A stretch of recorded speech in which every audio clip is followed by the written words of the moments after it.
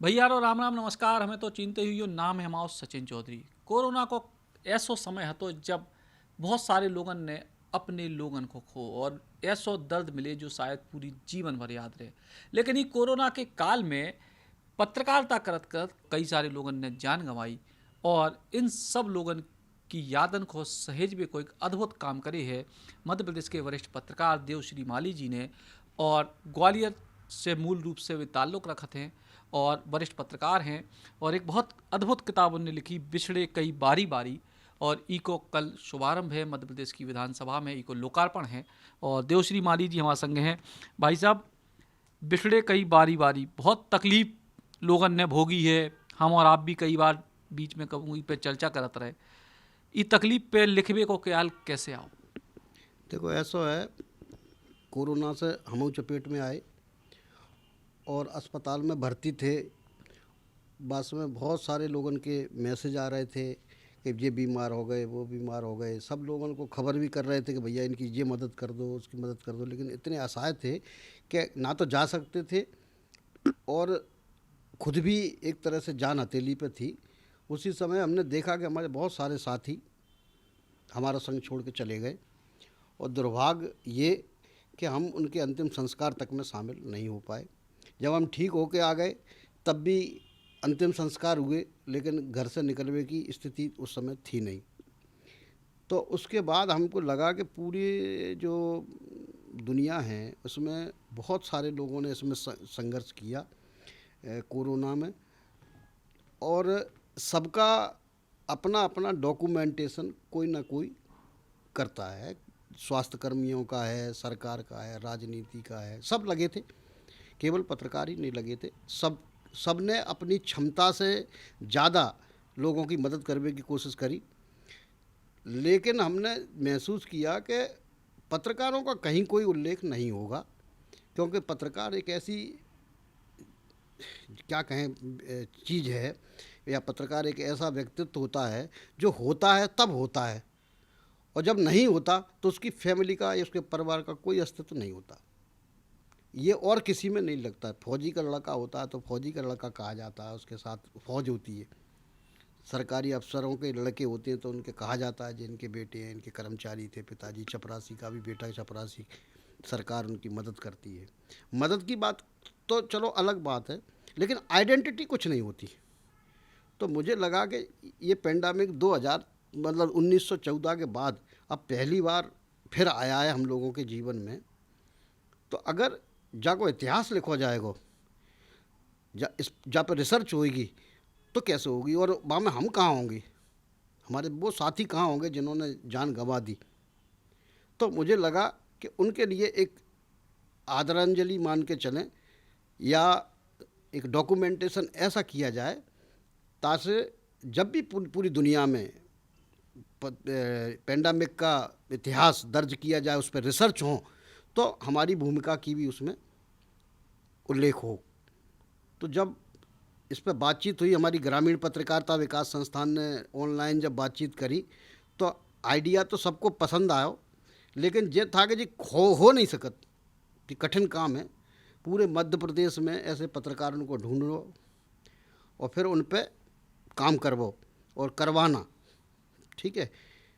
लेकिन सब ने कहा कि आप कर सकते हो, और उन्होंने हमें जिम्मेवारी दी। पूरे मध्य प्रदेश के पत्रकारों ने हमको बहुत सपोर्ट किया और आखिरकार बिछड़े कई बारी बारी ये किताब आ गई। जब हम लोगों ने इस किताब पर काम शुरू किया था तब हमें लग रहा था कि ज़्यादा से ज़्यादा 40-50 पत्रकार ख़त्म हुए होंगे। लेकिन जब हमने काम समापन की तरफ पहुंच पाए तो पता लगा कि 125 के आसपास पत्रकार तो साथ छोड़ के जा चुके हैं, जो गांव में कस्बों में रहे।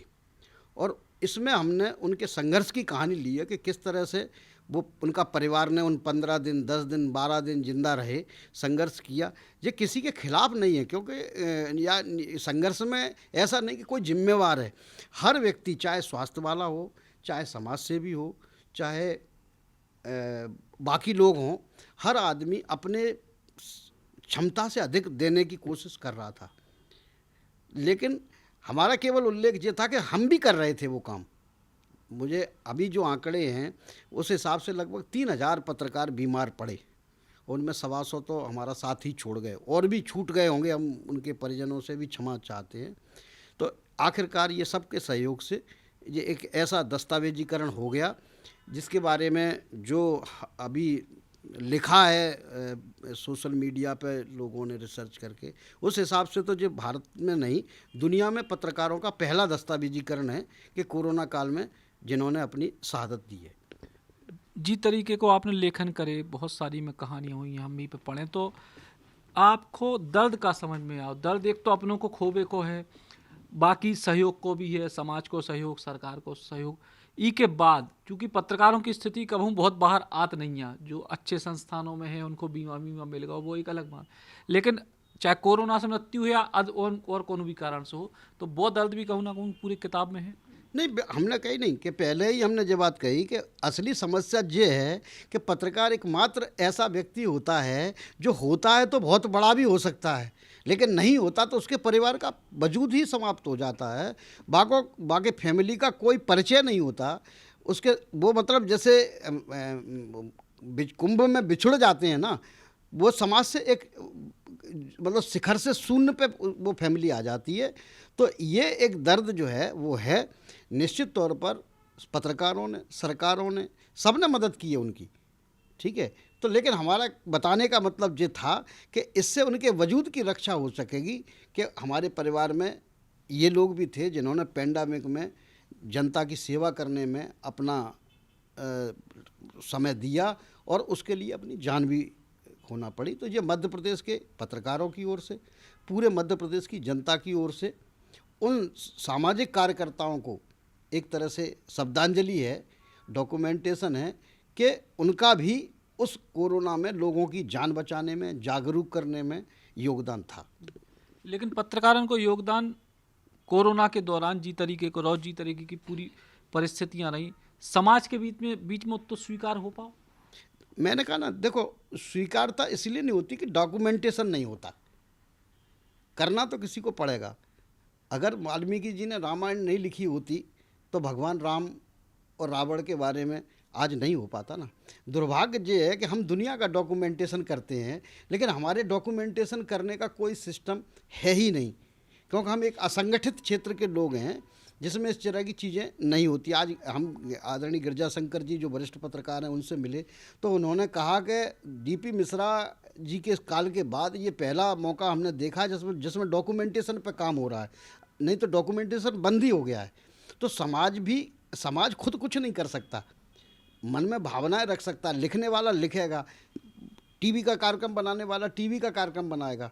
तो इसके लिए डॉक्यूमेंटेशन का एक तो समाज में स्थान ही नहीं बचा, और उसके बाद फिर ये करने के लिए लोग नहीं हैं।